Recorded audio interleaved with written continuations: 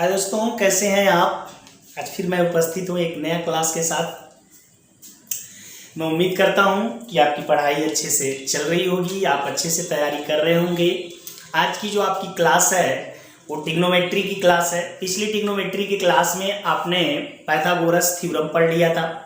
एक क्वेश्चन के माध्यम से मैंने आपको पाइथागोरस थ्योरम भी बताया था उसमें, और मैंने साइन, कॉस, टेन, कोसेक का मान एक ट्रिग्नोमेट्री में जब उनकी साइडें हमें पता हो, पहले तो साइड एक नहीं पता थी तो पाइथागोरस से मैंने उस साइड को पता करना भी आपको सिखा दिया। और दूसरी चीज फिर मैंने आपको उसमें ये भी बताया कि कैसे हम साइन, कॉस, टेन, कोसेक, सेक के मान उस साइड के रूप में हम निकाल पाएंगे। आज जस्ट उसी का अपोजिट हम पढ़ने वाले, जैसे समझने की कोशिश करेंगे। हमारी टॉपिक आज की फिर आपकी है ट्रिगोनोमेट्री, त्रिकोणमिति।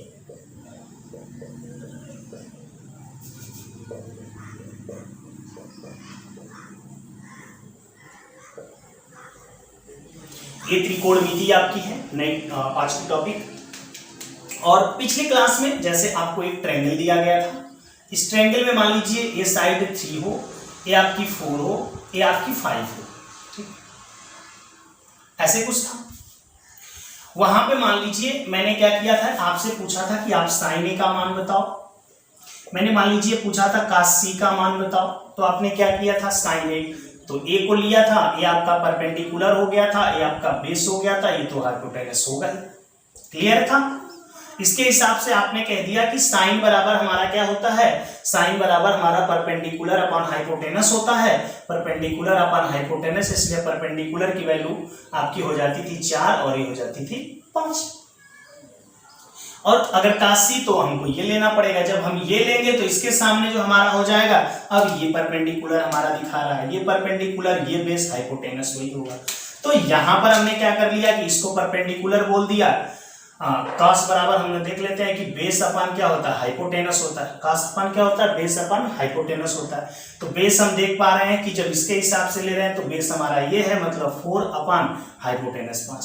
तो ऐसे मान आपने निकालना पिछली में समझा था, लेकिन जस्ट इसी का अपोजिट अब हम सीखने के लिए जा रहे हैं। यहाँ पे जस्ट इसी का अपोजिट, क्या अपोजिट सीखने के लिए जा रहे हैं, जरा गौर करिएगा। हम अपोजिट ये सीखने के लिए जा रहे हैं, जैसे मैं आपसे कह दूं कि 10 किसी ट्रायंगल में, इन ए ट्रायंगल, क्या in a triangle, in a right angle triangle, एक समकोण त्रिभुज में 10A बराबर, in a right angle triangle, in a right angle, in a right angle triangle,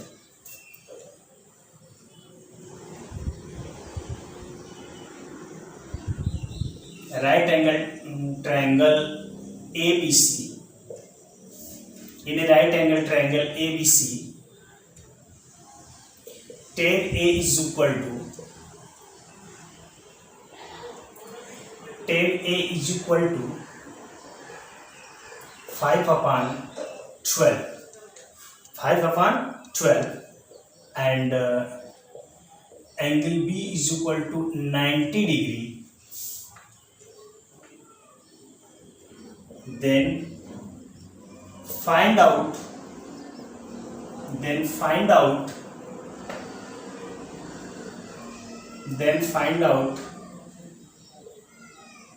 cot C,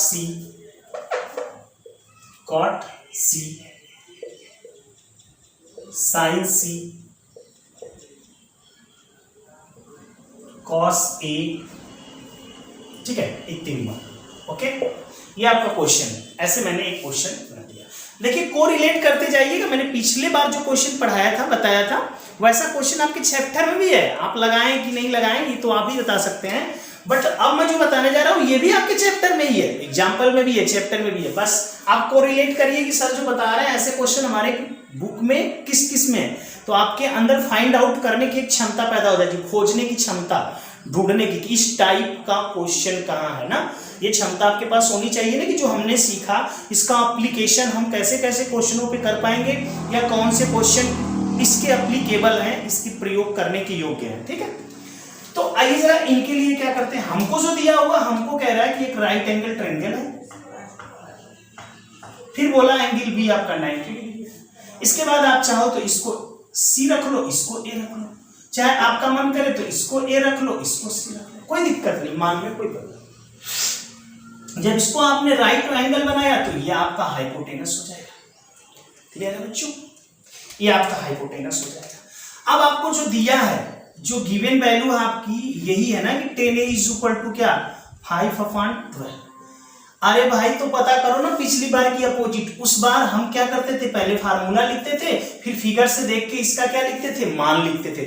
इस बार हमको मान दिया है तो हम इसका फार्मूला लिखते हैं कि लंब हाइपोटेनस परपेंडिकुलर और बेस में हमारा 10a की वैल्यू क्या होती है। तो आपको पता है कि पापा बाबू, पापा हाँ हाँ बाबू ना, बच्चों को खिलाते हैं तो ऐसे बोलते हैं, ठीक है। तो ये आपका 10 है, perpendicular upon base, perpendicular upon क्या बेस, परपेंडिकुलर अपन बेस। आपने फाइंड आउट कि परपेंडिकुलर की वैल्यू 5 है और बेस की वैल्यू 12। तो आप आते हैं अपने फिगर में आएंगे। अगर आप 10a को लेकर के बात करेंगे तो 10a को लेकर बात किए तो परपेंडिकुलर ये और आपका बेस ये हो जाएगा, ठीक। तो आइए परपेंडिकुलर की जगह परपेंडिकुलर की वैल्यू रख दीजिए, बेस की जगह पे बेस की वैल्यू रख दीजिए। परपेंडिकुलर की वैल्यू इसके अनुसार क्या है 5, बेस की वैल्यू क्या है 12। अब आपको चाहिए क्या hypotenuse.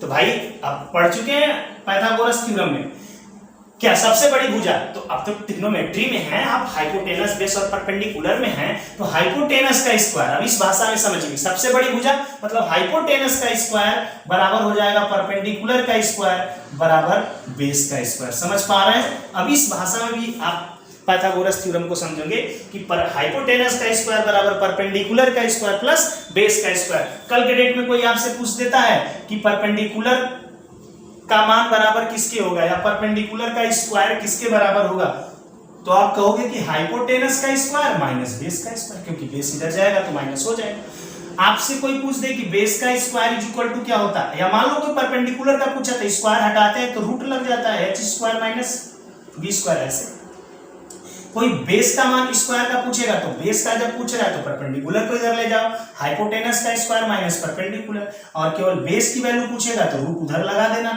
h square minus b square. समझ पा रहे हैं। ये सब चीजें अब हम धीरे धीरे प्रयोग करने लगेंगे, ठीक है। जहां हमें जरूरत पड़ेगी वहां हम प्रयोग करेंगे, ठीक है। इसकी पड़ेगी इसका प्रयोग करेंगे, इसका अगर जरूरत पड़ेगी तो इसका। अब आते हैं हम अपने इसके अनुसार, तो मुझे इसी की जरूरत है फिलहाल। तो h square is equal to क्या p की वैल्यू कितनी हमारी 5, कोई दिक्कत नहीं, 5 का स्क्वायर प्लस 12 का स्क्वायर, 5 होता है 25, 12 होता है 144, 25 144 जोड़ते हैं 169। सबको पता है h square, h is equal to लेंगे तो रूट 169 होगा, और रूट 169 का मतलब ये कितने का स्क्वायर है 13 का, तो इसका स्क्वायर रूट कितना हो जाएगा 13। 169 13 का स्क्वायर है तो 169 का स्क्वायर रूट क्या होगा 13। तो ये तो मान आपने निकाल लिया प्रभु कि ये क्या है 13। अब आपसे जो पूछ रहा है वहां पे चले जाइए। पहले आपसे क्या पूछा, पहले तो आप साइन ए को लेकर के पूछे, ए एंगल को लेकर के कोई पूछा है क्या जी, कॉस का पूछा है, तो पहले कॉस से ए ही निकाल लीजिए, क्योंकि भाई ए वाले को लेकर के आपने चीजें बनाई है अभी। तो ए वाले को लेकर निकालते हैं तो हमारा परपेंडिकुलर बेस है, तो कॉस बराबर क्या होता है बेस अपॉन परपेंडिकुलर, फार्मूला लिखें बेस अपॉन हाइपोटेनस। तो बेस की वैल्यू क्या देख रहे हैं यहाँ पे 12 और हाइपोटेनस 13 है। अब सी को लेकर के बात करनी है, किसको लेकर के बात करनी है गुरु, सी को लेकर के बात करनी है। ध्यान देना इसी फिगर में हमें किसको लेकर के बात करनी है, चाहो तो फिगर फिर से बना लो कोई दिक्कत नहीं है। अगर इसको लेके बात करेंगे तो अब बेस बेस न रह गया, ये क्या हो गया परपेंडिकुलर, परपेंडिकुलर परपेंडिकुलर नहीं रहा, क्या हो जाएगा बेस। समझ पा रहे हैं। तो अब सी को लेकर के चूंकि हमारा सवाल जो पूछ रहा है वो ये पूछ रहा है, इसी ट्रायंगल में पूछ रहा है, लेकिन सी एंगल को लेकर पूछ रहा है। ए एंगल को लेकर के एक मान दिया था, उससे एक मान केवल ए एंगल को लेकर एक ही मान पूछा है, दो मान हमसे सी एंगल को लेकर के पूछ रहा है। तो सी एंगल को लेकर के निकाल लेंगे कि cot c is equal to क्या हो जाएगा 5, cot c is equal to मतलब cot इज इक्वल टू 10 का अपोजिट, तो बेस अपॉन परपेंडिकुलर। तो हम जब सी को लेके बात करें तो हमारा परपेंडिकुलर ये है, हमारा बेस ये है, तो हमको बेस चाहिए, बेस कितना हमारा हो जाएगा 5। भाई इसको लेकर के बात करें, देखिए इस पेन से चलाएं तो लिखे हैं, ठीक है। तो ये हमारा बेस का मान 5 और परपेंडिकुलर हमारा 12। इसके बाद हमसे क्या पूछा गया, साइन का मान पूछा गया। तो साइन सी का मतलब होता है क्या है, साइन बराबर परपेंडिकुलर अपन हाइपोटेनस लिख लीजिए, परपेंडिकुलर अपन हाइपोटेनस, इसमें परपेंडिकुलर देखिए आपका 12, हाइपोटेनस देखिए आपका 30। किसी बच्चे को कोई प्रॉब्लम नहीं होनी चाहिए ना। अगर मुझे ऐसे मान कोई दे करके पूछता है इन सबों का मान, तो इसकी मदद से और जो एंगल 90 दिया है उसकी मदद से हम एक ट्रायंगल बनाएंगे। उसमें हम जो आपके त्रिकोणमितीय अनुपात दे करके आपको मान दिए गए हैं, ट्रिग्नोमेट्री रेशियो का मान दिया गया, जैसे 10 का दिया गया है, तो हम देख लेंगे 10 इज इक्वल टू हमारा फार्मूला क्या होता है। मतलब हमारा फार्मूला होता है 10 is equal to perpendicular upon base. इसका मतलब परपेंडिकुलर की वैल्यू 5 है और बेस की वैल्यू 12 है। तो हम उस फिगर में जाएंगे, ए एंगल के हिसाब से परपेंडिकुलर, बेस और हाइपोटेनस निर्धारित करेंगे और फिर हम बेस का परपेंडिकुलर का मान 5 रख देंगे और बेस का मान क्या रख देंगे 12। फिर बाद में जो हमसे पूछ रहा है जिस एंगल को लेकर के, उसके अनुसार तो हम बता ही देंगे। और जो मान हमें नहीं मालूम है उसके लिए हमारे पास है कौन है, पाइथागोरियन थ्योरम है, मतलब पाइथागोरस का प्रमेय है।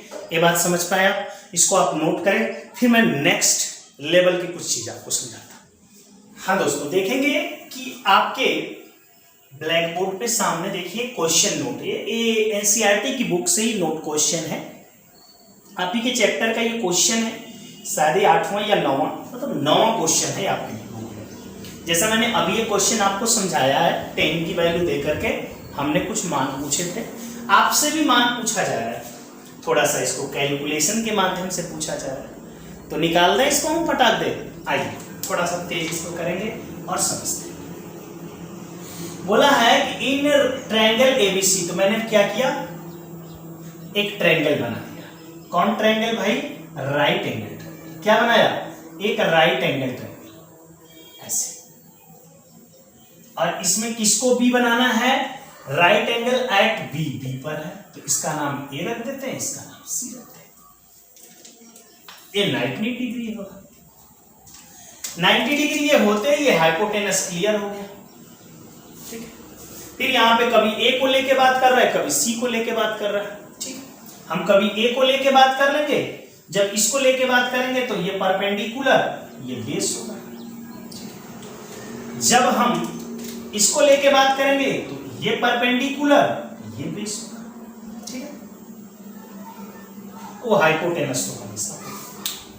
बात क्लियर है बच्चों, आ जाओ।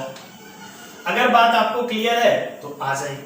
अब जो दिया है मान उस पर जरा गौर करते हैं कि हमें दिया जो है 10, ए इज इक्वल टू, मतलब इसको लेकर के दिया है। तो थोड़ा सा इसको नीचे नोट करें, जगह कम है, स्पेस लेना चाहिए ना। 10 ए इज इक्वल टू 1/√3। 10a का फार्मूला क्या होता है बच्चों, याद है ना आपको सबको, क्या होता है, पापा बाबू पापा, तो परपेंडिकुलर, हाँ हाँ बाबू, परपेंडिकुलर अपॉन बेस, शाबाश, परपेंडिकुलर अपॉन बेस। चलिए, इसका मतलब कि इस एंगल में हम जाएंगे, इसको लेकर के अगर देखेंगे तो परपेंडिकुलर हमारा ए होगा और इसकी वैल्यू क्या है, 1 है। क्या है, 1। ध्यान देना बच्चों, इसकी वैल्यू क्या है, 1 है। और इसको लेकर के देख रहे हैं तो बेस हमारा ए है और इसकी वैल्यू क्या हो जाएगी, √3। चलिए, आपको 1 की वैल्यू यहाँ पता है, यहाँ ये वैल्यू पता है, हाइपोटेनस निकालना है भाई। फिर तो तुरंत निकालिए ना, हाइपोटेनस का square is equal to perpendicular का स्क्वायर प्लस बेस का स्क्वायर। हाइपोटेनस का square is equal to perpendicular की वैल्यू 1 का स्क्वायर प्लस बेस की वैल्यू √3 का स्क्वायर। यहाँ पे कैलकुलेशन क्या हो जाएगा, 1 का स्क्वायर 1। देखो, कोई भी वैल्यू बच्चों रूट में अगर हो फिर उसका स्क्वायर किया जाए तो रूट हट जाता है। ऐसा क्यों होता है, कैसे होता है? जब कभी आपको हम शर्ट्स पढ़ाएंगे, कर्ली पढ़ाएंगे, तो इसका निचोड़ भी आप तक पहुंचा देंगे। क्लियर है? तो रूट में बस कोई वैल्यू अगर हो और इसका होल स्क्वायर हो तो रूट केवल हट जाता है 3। यहाँ पे हो जाएगा आपका h square is equal to 4 और h बराबर क्या हो जाएगा बच्चों, √4, और √4 का मान क्या होता है, 2। इसका मतलब हाइपोटेनस की वैल्यू आपने क्या निकाल दी, 2 निकाल दी। क्या निकाल दी बच्चों, 2 निकाल दी। आ जाओ भाई, अब तो हम बहादुर हो गए। अब हमको क्या क्या चाहिए, साइन ए को लेकर के जो मान चाहिए पहले निकाल लीजिए। अब साइन ए चाहिए, कॉस ए चाहिए। साइन ए और कॉस ए के अलावा कुछ चाहिए नहीं चाहिए, तो चलिए 2 ही मान निकालना है ए को लेकर के। तो साइन ए बराबर हमारा परपेंडिकुलर अपॉन हाइपोटेनस, तो ए को लेकर के देखेंगे तो परपेंडिकुलर 1, हाइपोटेनस तो 2 ही होगा। अब cos ए को देखते हैं, cos ए को हमारा पर बेस अपॉन हाइपोटेनस, बेस की वैल्यू क्या हो जाएगी रूट, बेस अपॉन लिख लें हाइपोटेनस, तो बेस की वैल्यू √3, हाइपोटेनस की वैल्यू 2। चलिए ये भी क्लियर हो गया।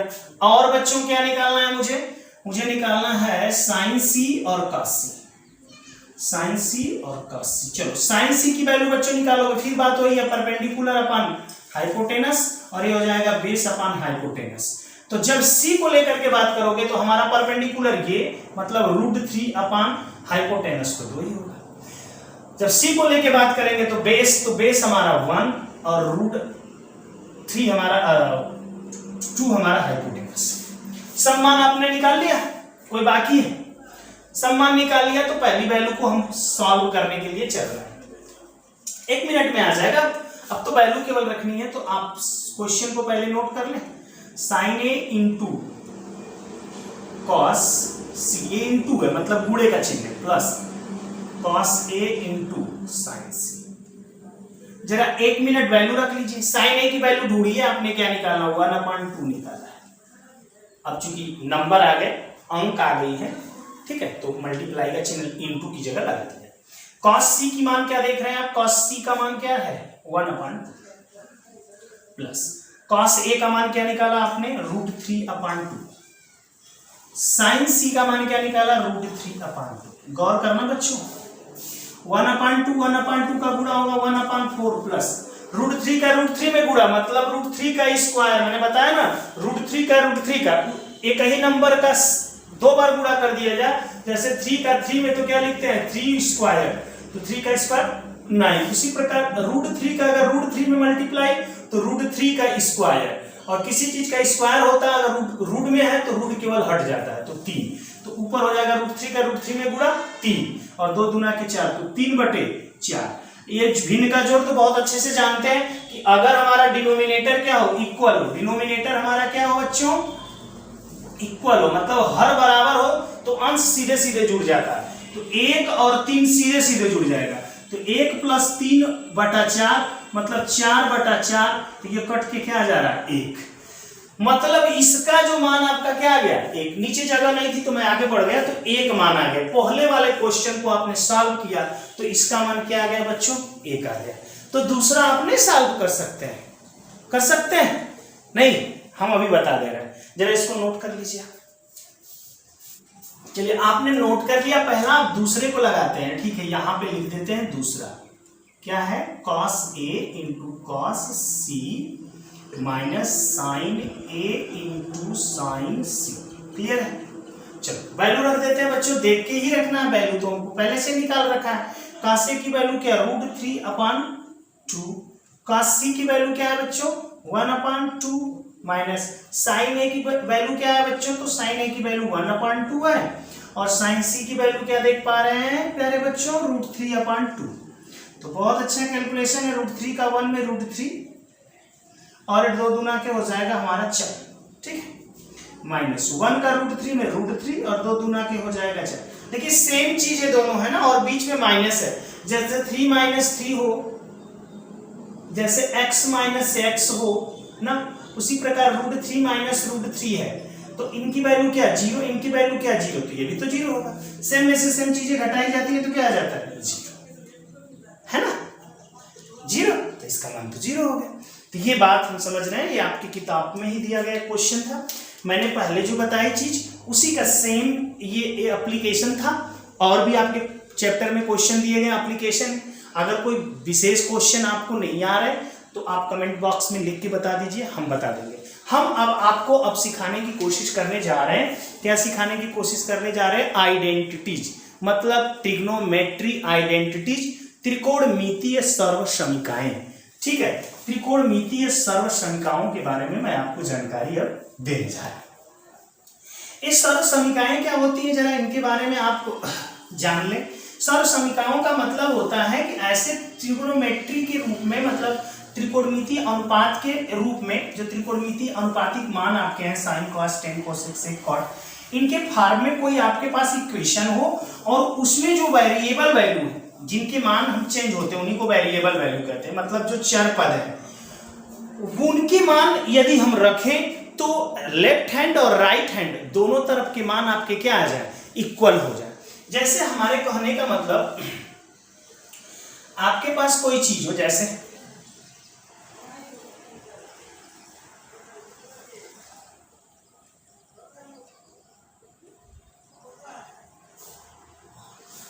ये देखिए, ये बात को आप नहीं समझ पाएंगे, आगे चल के आप सीखेंगे। बट ऐसे मान लीजिए कि क्वेश्चन लिखा गया है, इसमें हम जो वेरिएबल वैल्यू, हमारा वेरिएबल चेंज होने वाला थीटा का मान अलग अलग हो सकता है, तो जो हम ये वैल्यू रख दें थीटा का, कोई थीटा के जैसे हम 30 अगर यहाँ पे रख दें तो 30 के लिए दोनों तरफ के मान, मतलब लेफ्ट हैंड और राइट हैंड दोनों तरफ के मान क्या हो जाए, इक्वल आ जाए। इसी को हम कहते हैं आइडेंटिटीज, सर्वसमीकाएं। तो कुछ सर्वसमीकाएं जो प्राइमरी हैं, स्टार्टिंग की हैं, उनको जरा सा हम पढ़ने की कोशिश करते हैं जो आपके कोर्स में भी है। तो त्रिकोणमितीय सर्वसमीकाएं जो हमारे पास है मुख्यतः 3 आती हैं। एक है आपका sine square theta plus cos square theta is equal to 1, बहुत ही उपयोग होता है ना। पहले हम त्रिकोणमिति तीनों सर्वसमीकाओं को समझते हैं, फिर इनसे 2 फार्मूले और सीख करके 6 हो जाएंगे। इनसे 2, फिर दूसरा जो मैं लिखने जा रहा हूं, क्या लिखने जा रहा हूं देखिएगा, sec square theta minus tan square theta is equal to 1। और मैं तीसरा लिखने जा रहा हूं cosec square theta minus cot square theta is equal to 1। ठीक है, इन तीनों से, जैसे इनसे 2, इनसे भी 2, इनसे भी 2, वो हम बाद में सीखेंगे। हम क्या सीखने जा रहे हैं, ये ट्रिग्नोमेट्री आपके रेशियोज हैं। अभी आपसे बात की गई है कि ये हर परिस्थिति में LHS क्या होगा, RHS के बराबर होगा। हम जब अभी तक जितना पढ़े हैं, कोई थीटा उटा का मान 30 या 60 या 90 तो नहीं पढ़ा, अभी तक जितना पढ़े हैं ट्रिग्नोमेट्री रेशियो के मान क्या पढ़े हैं हम, परपेंडिकुलर, बेस और हाइपोटेनस के फॉर्म में। हम उनका उपयोग करके जरा हम प्रूफ करने की कोशिश करें कि क्या LHS RHS के बराबर है। मैं आज एक आपको बताऊंगा, बाकी आपको चांस दूंगा कि आप इन दोनों को घर पे लगाएं और हमें कमेंट बॉक्स में लिख के बताएं कि जी सर हमने कर लिया। ठीक है, हमें आ गया। अगर किसी भी बच्चे को नहीं आता है तो कमेंट बॉक्स में लिखेंगे सर इनको भी समझा दीजिए। ठीक है, फिर मैं नेक्स्ट क्लास में उनको बता दूंगा। तो मैं ये पहला वाला आपको प्रूफ करके आज की क्लास में बता दे रहा हूं। तो आइए, और इनको आप याद भी कर लेंगे कि sine square theta plus cos square theta is equal to 1 होता है, sec square theta minus tan square theta is equal to 1 होता है, cosec square theta minus cot square theta is equal to 1 होता है। तो चलिए यहां पे हम इनको जरा लेते हैं, sine square theta plus cos square theta is equal to, ये हमारा क्वेश्चन है। क्वेश्चन जब भी आपको प्रूफ करने के लिए ट्रिग्नोमेट्री में दिए जाएंगे, कहीं पर भी दिए जाते हैं, तो हम LHS, देखिए हमारे बाएं हाथ की तरफ जो होता है लेफ्ट हैंड साइड कहते हैं, हमारे दाएं हाथ की तरफ जो होता है राइट हैंड साइड कहते हैं। तो जो लेफ्ट हैंड साइड की तरफ होता है, अगर हम इसको लेके चले और राइट हैंड वाला आ जाए तो हम प्रूफ हो जाएगा कि LHS RHS के क्या है, बराबर है। तो हम यहाँ पे लेफ्ट हैंड साइड लेके चलने की कोशिश कर रहे हैं, लेफ्ट हैंड साइड को लेके हम चलते हैं। तो लेफ्ट हैंड साइड जैसे ही हम लेके चलेंगे तो साइन स्क्वायर थीटा प्लस क्या हो जाएगा आपका, कास स्क्वायर थीटा यहाँ पे हो जाएगा। Sine square theta plus cos square theta is equal to, यहाँ पे हम बात करेंगे। तो ठीक है, अब परपेंडिकुलर, बेस और हाइपोटेनस के रूप में साइन का मान क्या होता है आप बताएंगे। साइन का मान क्या होता है, तुरंत बोले, जैसे मैं बोला तुरंत आपके जुबान से निकलनी चाहिए। तो साइन का मान आपका होता है परपेंडिकुलर अपॉन हाइपोटेनस। तो चूंकि साइन का मान होता है, चूंकि स्क्वायर है तो इसका भी आप स्क्वायर कर दीजिए। ठीक है, प्लस यहाँ पे क्या हो जाएगा, कास का स्क्वायर। तो कास की वैल्यू आप क्या देख पा रहे होंगे, कास की वैल्यू आपको क्या पता चल पा रही है कि कास आपका होता है बेस अपॉन हाइपोटेनस। तो बेस अपॉन अगर हाइपोटेनस की बात कर लें तो बेस अपॉन हाइपोटेनस आपका ये हो जाएगा, और इसको थोड़ा सा आगे स्क्वायर करें तो P square upon H square plus आपका हो जाएगा B square upon H square. देखिए नीचे सेम है, मैं भी थोड़ी देर पहले कैलकुलेशन में बताया हूं कि अगर डिनोमिनेटर इक्वल होता है तो न्यूमिनेटर आपस में सीधे सीधे जुड़ जाता है। तो P square plus B square upon H square. अरे जरा गौर करिएगा, ये P square plus B square को कुछ और लिख सकते हैं क्या, यहां पे आएंगे आएंगे ना किसके माध्यम से ना, बाई पाइथागोरियन थ्योरम, पाइथागोरस प्रमेय से, बाई पाइथागोरियन थ्योरम।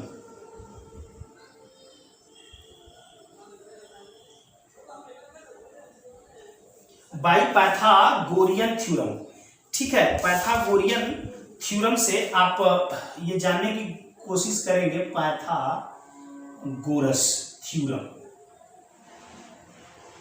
ठीक है। बाई पाइथागोरियन थ्योरम, आपने पाइथागोरस थ्योरम में क्या पढ़ा था भाई, कि ये अगर हमारा क्या हो हाइपोटेनस, ये बेस परपेंडिकुलर में से कुछ, तो आपने पढ़ा था ना कि हाइपोटेनस का स्क्वायर क्या होता है, परपेंडिकुलर का स्क्वायर प्लस बेस का स्क्वायर। तो ये बताइए बाई पाइथागोरियन आप कह सकते हैं H square is equal to P square plus B square.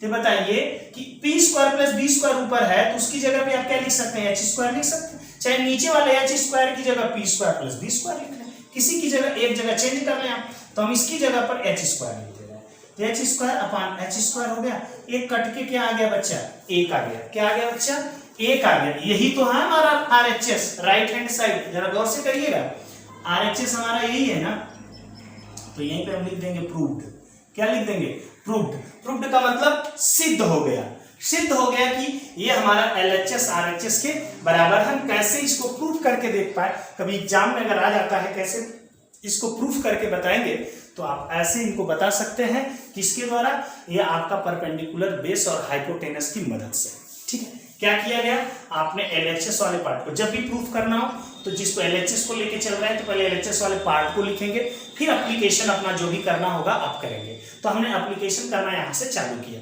कि साइन की वैल्यू हमारा परपेंडिकुलर बेस हाइपोटेनस में क्या होती है, तो परपेंडिकुलर अपन हाइपोटेनस, स्क्वायर था स्क्वायर कर दिया, यहाँ पर भी कॉस की वैल्यू बेस अपन हाइपोटेनस स्क्वायर स्क्वायर कर दिया, स्क्वायर किया दोनों का, चूंकि होल स्क्वायर था स्क्वायर, जब इसको एंट्री कराया तो दोनों का अलग अलग स्क्वायर हो गया, इनका डिनोमिनेटर इक्वल था, न्यूमरेटर सीधे सीधे जुड़ गया। जब ऐसा कंडीशन आया तो यहाँ पे वही थोड़ा सा आपको दिमाग लगाना है कि अब क्या करें कि ये कटपिट के एक आया, तो हमारे दिमाग में तुरंत आया कि भाई पाइथागोरस थ्योरम के द्वारा क्या होता है, कर्ण का स्क्वायर जिसको कहते हैं हाइपोटेनस का स्क्वायर बराबर होता है परपेंडिकुलर और बेस का स्क्वायर। तो हाइपोटेनस जो होता है परपेंडिकुलर स्क्वायर और बेस के स्क्वायर के सम के बराबर, योग के बराबर होता है, तो इसकी जगह पे हमने क्या रख दिया, हाइपोटेनस का स्क्वायर, हाइपोटेनस हाइपोटेनस कट गया।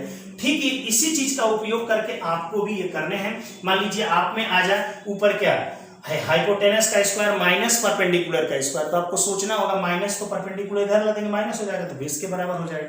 तो ये चीजें आप प्रयोग करके इन दोनों को लगाएंगे। ठीक है, ये क्लास को थोड़ा बार बार आप देखने की कोशिश करिए, आप बार बार नहीं देखते, जल्दी हार नहीं मानी जाती है। हालांकि मैंने बिल्कुल आपको क्लियर करके बताने की कोशिश की है, अगर फिर भी उसके बाद कहीं कोई कमी रह जाती है तो आप बिल्कुल कमेंट करिए, हमारे तक पहुंचाइए, हम आपको फिर से बताने की कोशिश करेंगे। आज के लिए इतना ही, नेक्स्ट क्लास में मिलेंगे। जय हिंद।